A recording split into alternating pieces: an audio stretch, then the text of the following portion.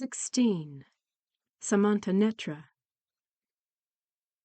At that time, having heard of this liberation from Ratnakuta the elder, Sudana the youth then deeply entered all Buddha's measureless knowledge and vision, became established in the Bodhisattva's countless supreme practices, fully comprehended the Bodhisattva's countless skillful means, sought to acquire the Bodhisattva's countless Dharma gateways, purified the Bodhisattva's measureless resolute faith, brightened and sharpened the Bodhisattva's measureless faculties, perfected the Bodhisattva's measureless aspirations, gained a penetrating comprehension of the Bodhisattva's measureless gateways of practice, grew in the Bodhisattva's measureless power of vows, erected the Bodhisattva's banner of invincibility, produced the Bodhisattva's knowledge,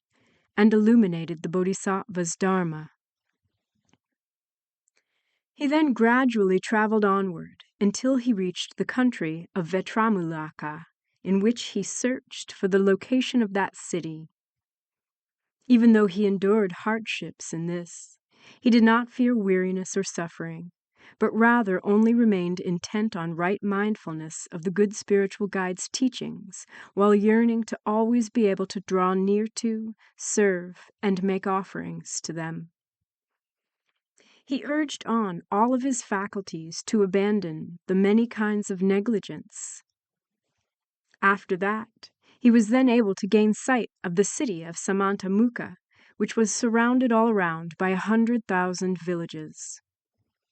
It had parapets which rose steeply upward, and its avenues and streets were broad and level. He saw that elder and went up to him to pay his respects.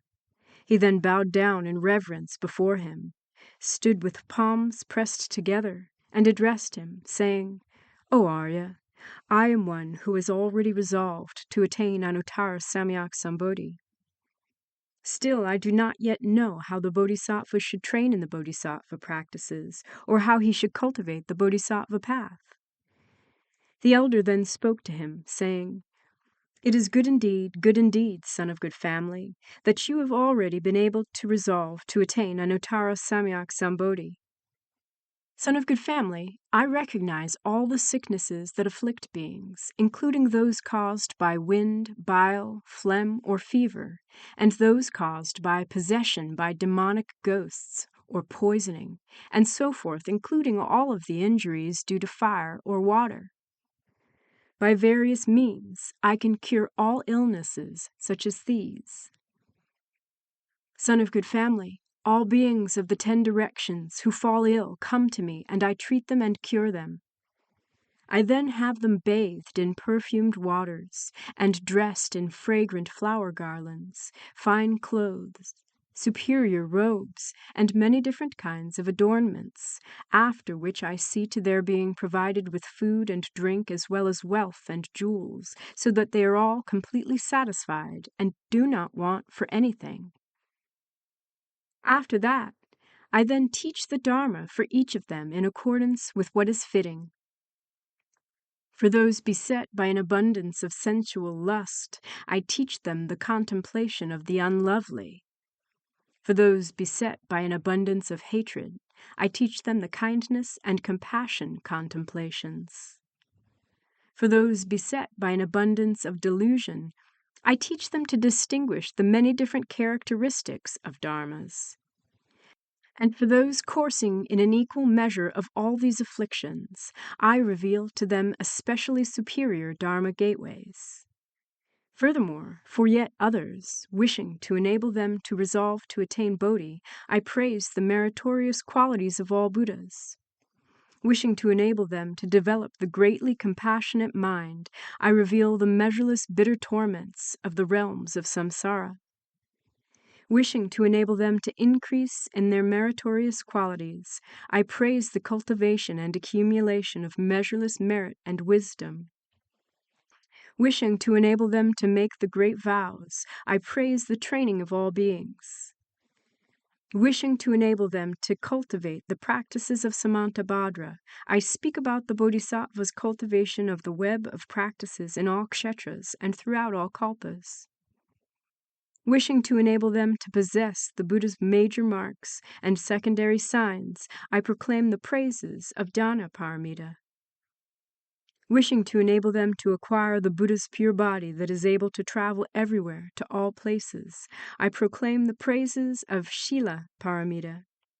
Wishing to enable them to acquire the Buddha's inconceivably pure body, I proclaim the praises of Kshanti Paramita.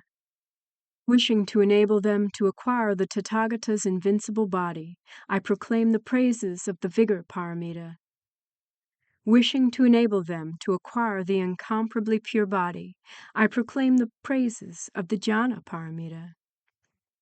Wishing to enable them to manifest the Tathagata's pure Dharma body, I proclaim the praises of the Prana Paramita. Wishing to enable them to manifest the pure form body of the Buddha, the Bhagavat, I proclaim the praises of the skillful means Paramita. Wishing to enable them to abide for the benefit of beings throughout all kalpas, I proclaim the praises of the vows Paramita. Wishing to enable them to manifest the pure body that passes through all Buddha kshetras, I proclaim the praises of the powers Paramita. Wishing to enable them to manifest the pure body that adapts to beings' minds and thereby pleases them, I proclaim the praises of the knowledge Paramita. And wishing to enable them to acquire the most ultimately pure and marvelous of bodies, I proclaim the praises of forever abandoning all bad dharmas. Then, having engaged in all the forms of giving such as these, they are each sent back to their abodes. Son of good family, I also know the methods for blending all the essential fragrances, in particular peerless incense, Sindhuvarita incense, insuperable incense, awakening incense, Arunavati incense, Kalanusari sandalwood incense, Uragasara sandalwood incense, Megagaru incense, and unshakable faculties incense. I know the methods for the blending of all kinds of incense, such as these. Furthermore, son of good family, when I hold up these types of incense and use them to make offerings, I then everywhere see the fulfillment of all Buddha's vows, namely the vow to rescue all beings, the vow to purify all Buddha kshetras, and the vow to make offerings to all Tathagatas. Furthermore, son of good family, when I burn this incense, every one of these types of incense sends forth countless kinds of incense that everywhere reach the congregations of all Buddhas throughout the 10 directions of the entire Dharma realm. Some form incense palaces and some form incense halls. In this same way, they then form the incense railings, incense walls, incense battlements, incense doors and windows, incense multi-storied pavilions, incense half-moon adornments, incense canopies, incense banners, incense pennants, incense curtains, incense nets, incense images, incense adornments, incense light, and incense clouds and rain that completely fill up place after place as adornments. Son of good family, I know only this Dharma gateway of delighting all beings by enabling them to everywhere see all Buddhas. As for the Bodhisattva Mahasattvas, who are like great physician kings who, if one but merely sees them, hears them, bears them in mind, dwells together with them, follows along with them in their travels, or utters their names, one will always benefit from that and will not have done so in vain.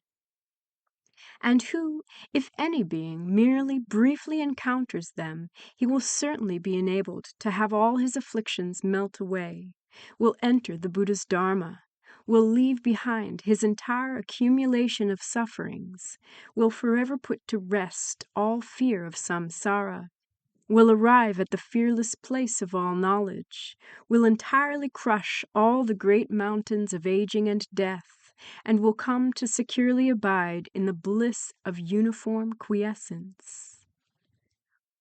How could I know of or be able to speak about their meritorious qualities and practices? Son of good family, south of here, there is a great city known as Taladvaja, or Tala Banner, in which there is a king named Anala. You should go there, pay your respects, and then ask him, how should the Bodhisattva train in the Bodhisattva practices, and how should he cultivate the Bodhisattva path? Sudana the youth then bowed down in reverence at the feet of Samantanetra, and circumambulated him countless times as he gazed up at him in attentive admiration. He then respectfully withdrew and departed.